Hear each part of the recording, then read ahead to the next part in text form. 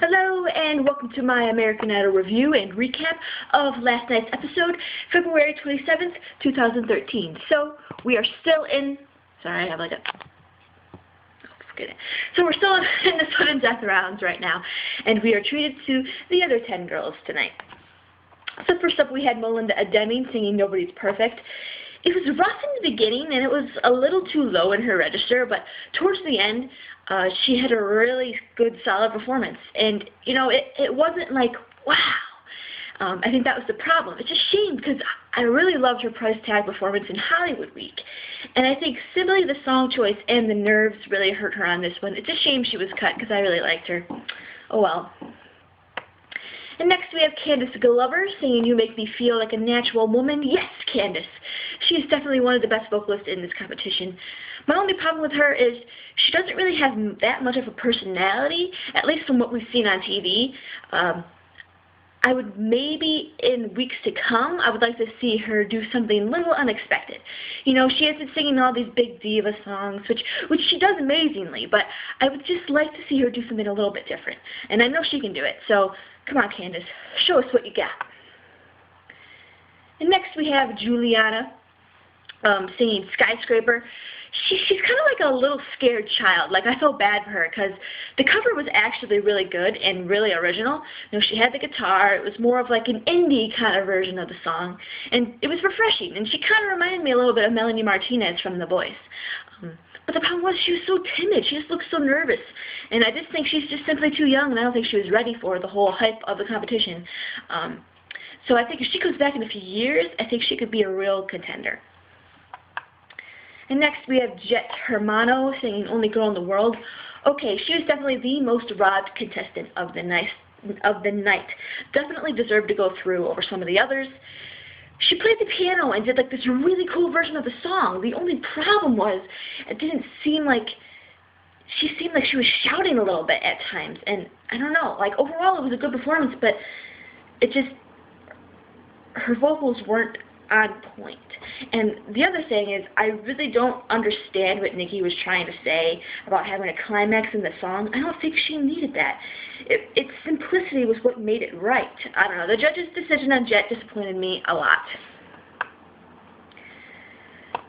And then after that, we had Cristabel Clack singing No One.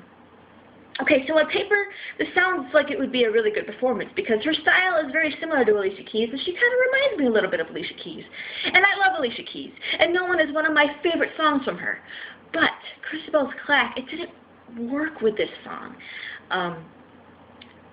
When she would go for the higher notes, her voice would just squeak, and it wasn't really pleasant on the ears. And I think if her voice could stay like under control, I think she would have actually had a good performance, but I don't think she really can control that squeak.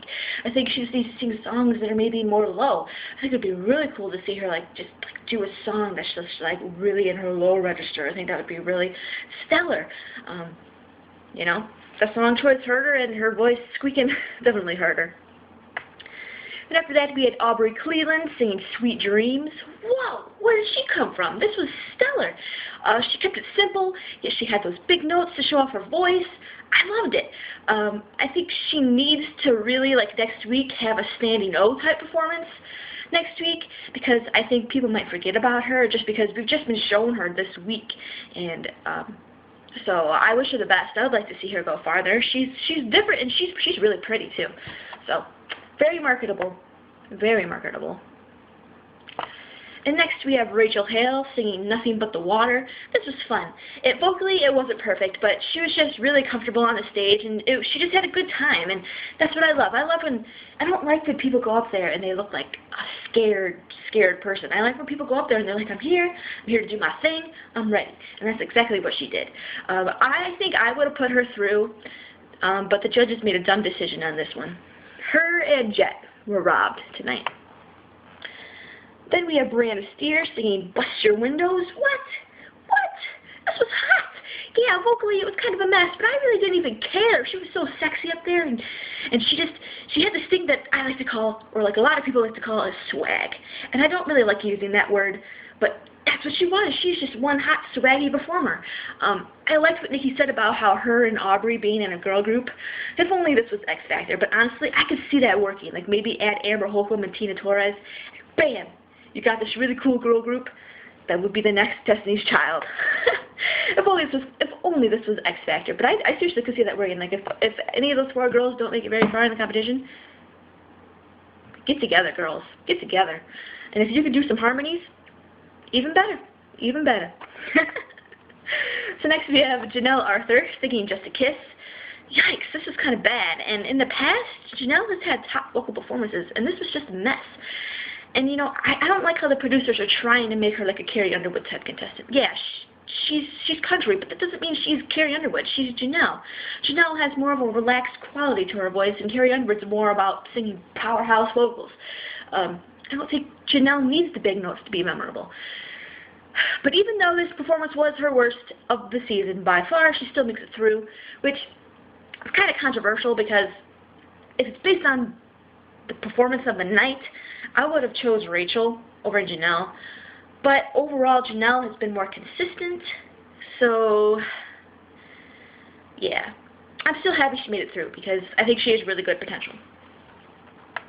And lastly, we have Zoanette Johnson saying Circle of Life.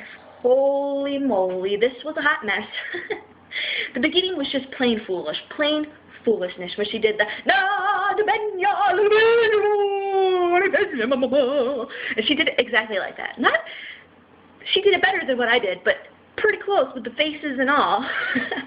It was just so cheesy and like not professional. I don't know, like you just going up there being like what? Yeah, it's fun, but it's not professional. I don't know. Like, did anyone else feel like that? Like, I don't know. When she got to the actual Circle of the Life song, you know, where it starts on the day we arrived on the planet, once she got into that part of the song, it was good. It was still over the top, but and I can see why she gets on people's nerves. But you know, there's no denying that she does have a talent and spunk for some kind of career. But for Idol, for like a record deal, I don't know. Like I could see her up on Broadway, you know, doing The Lion King. She could be on The Lion King singing the song right now, and she could be doing a great job and be having a good career for it. So we'll see how much farther she makes it with this competition. You know, I think a lot of people like her just because she's crazy. I don't think they like her for her voice. So, yeah. I will admit, she would be really fun to see on tour, so I will admit that. It would be unexpected and pretty crazy, and it would be like a party, so I'll give her that. I'll give her that. So the 5 girls advancing are Zoanette, Aubrey, Cleland, Candice Glover, Breanna Steer, and Janelle Arthur. So, thank you all for watching. Follow me on Twitter @MariaHalian, and see you all later.